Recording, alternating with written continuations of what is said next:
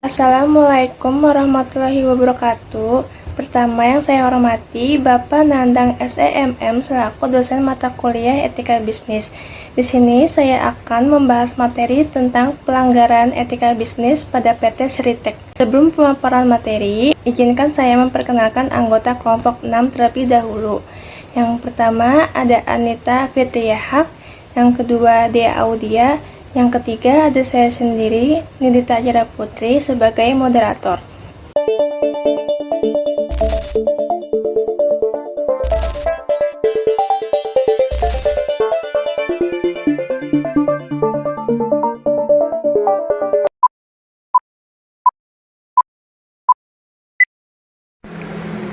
Baik, di sini saya akan memaparkan latar belakang pada PT Sritek. PT Sritek merupakan salah satu perusahaan tekstil terbesar dan ternama di Indonesia, dengan peranan strategis dalam industri tekstil nasional. Namun pada tanggal 21 Oktober tahun 2024, Pengadilan Niaga Semarang secara resmi menyatakan PT Sritek pailit akibat ketidakmampuan perusahaan memenuhi kewajiban finansialnya. Dampak dari putusan ini berujung pada penutupan operasional perusahaan yang resmi dilaksanakan pada tanggal 1 Maret tahun 2025. Penutupan ini langsung berdampak besar terhadap tenaga kerja dengan pemutusan hubungan kerja atau PHK. Sebanyak 10.665 karyawan, menimbulkan konsekuensi sosial dan ekonomi yang signifikan bagi masyarakat dan industri terkait. Selanjutnya, inti masalah pada PT Sritek.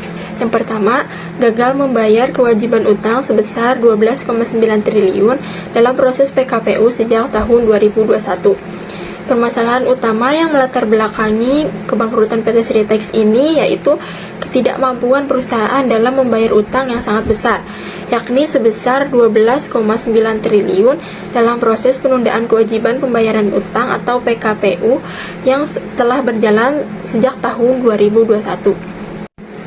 Yang kedua, total liabilitas mencapai 1,6 miliar dolar Amerika atau sekitar 25 triliun hingga tahun 2022.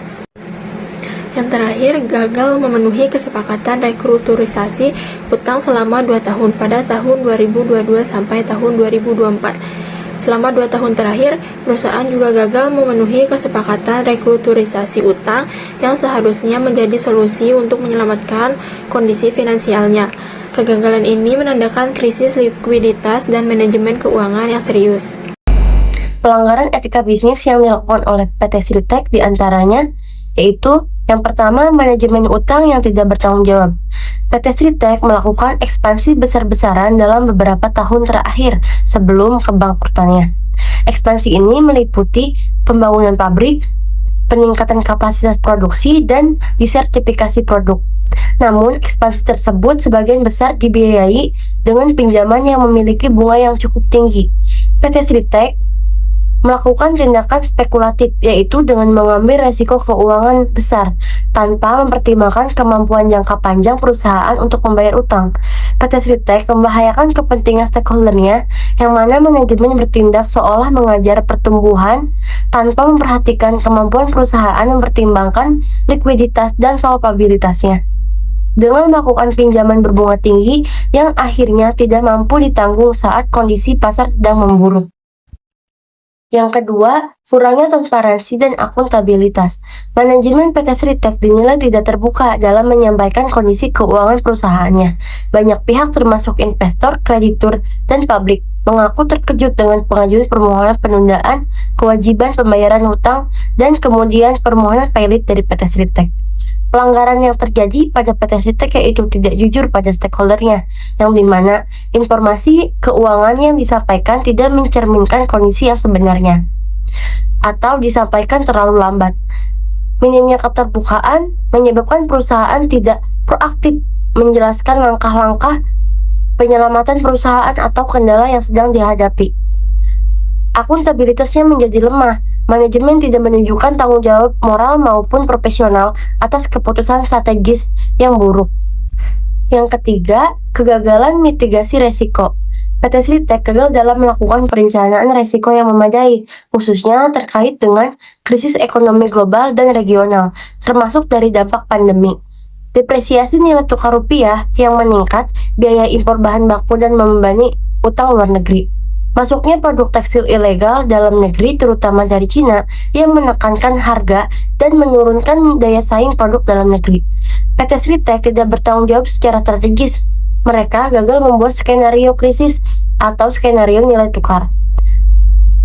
Mengabaikan dinamika pasar dengan tidak ada strategi konkret menghadapi persaingan dari produk tekstil ilegal di pasar domestik ini, sehingga membiarkan kerugian meluas. Ketika masalah mulai muncul, perusahaan tidak melakukan langkah pemulihan yang cepat dan efektif, membahayakan karyawan, investor, dan mitra bisnisnya. Dari data spesifik yang tercatat, yang pertama, total hutang dalam proses PKPU sebesar 12,9 triliun rupiah. Dalam proses penundaan kewajiban pembayaran utang atau PKPU ini tercatat bahwa total utang PT Sritek yang harus dinegosiasikan ulang mencapai 12,9 triliun rupiah. Ini mencakup berbagai jenis utang seperti utang obligasi internasional, utang perbankan, utang dagang kepada vendor dan pemasok. Akibat dari hal tersebut, perusahaan mengalami beban keuangan yang berat yang berdampak pada terganggunya kegiatan operasional dan hilangnya kepercayaan dari kreditur serta investor. Yang kedua, total liabilitas tahun 2022 sebesar 25 triliun rupiah. Hingga akhir tahun 2022, total kewajiban atau liabilitas PT Sritek mencapai 25 triliun rupiah. Angka ini mencakup utang jangka pendek yang harus dilunasi dalam waktu kurang dari 1 tahun, utang jangka panjang, dan kewajiban lain seperti pembayaran kepada karyawan, pajak, dan kontrak kerja. Akibat dari hal tersebut, terjadi dampak sosial ekonomi seperti meningkatnya pengangguran di daerah setempat dan menurunnya daya beli masyarakat dan penurunan reputasi perusahaan. Yang ketiga, jumlah karyawan yang terkena PHK sebanyak 10.665 orang.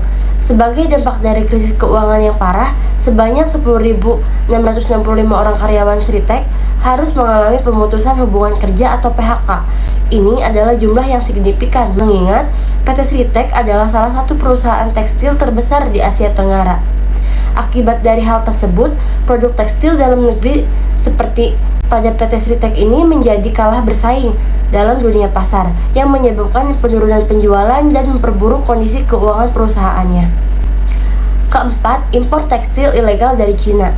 Pada kuartal pertama 2024 tercatat selisih data impor sebesar 560,5 juta US dollar antara catatan ekspor Cina dan data impor resmi Indonesia. Ini menunjukkan bahwa produk tekstil ilegal dalam jumlah besar telah masuk ke pasar domestik.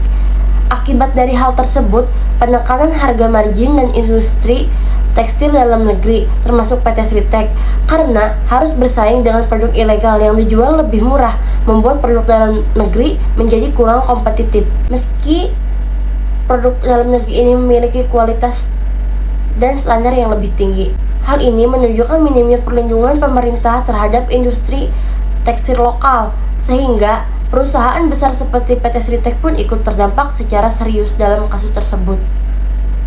Selanjutnya yaitu dampak. Kebangkrutan PT Sritek berdampak luas pada sektor industri tekstil nasional, khususnya melemahnya rantai pasok industri tekstil dari hulu bahan baku hingga hilir produk jadi. Selain itu, kepercayaan publik dan pemangku kepentingan terhadap perusahaan besar nasional juga menurun drastis, mengganggu stabilitas ekonomi dan citra industri tekstil Indonesia secara keseluruhan. Yang terakhir yaitu kesimpulan. Kasus PT Sritek bukan hanya soal kegagalan bisnis, tetapi juga pelanggaran serius terhadap prinsip etika bisnis yang fundamental, mulai dari manajemen utang yang sembrono, kurangnya transparansi terhadap pemangku kepentingan, hingga pengabaian risiko industri. Semuanya menunjukkan kelemahan tata kelola dan nilai-nilai etis dalam perusahaan. Kasus ini menjadi peringatan bagi industri manufaktur nasional untuk lebih menjunjung tinggi prinsip etika bisnis, termasuk integritas keuangan, transparansi informasi, pengelolaan risiko yang berkelanjutan, tanggung jawab sosial, dan ekonomi. Demikian pemaparan materi dari kelompok 6. Mohon maaf bila ada kekurangan dalam penyampaian. Terima kasih. Wassalamualaikum warahmatullahi wabarakatuh.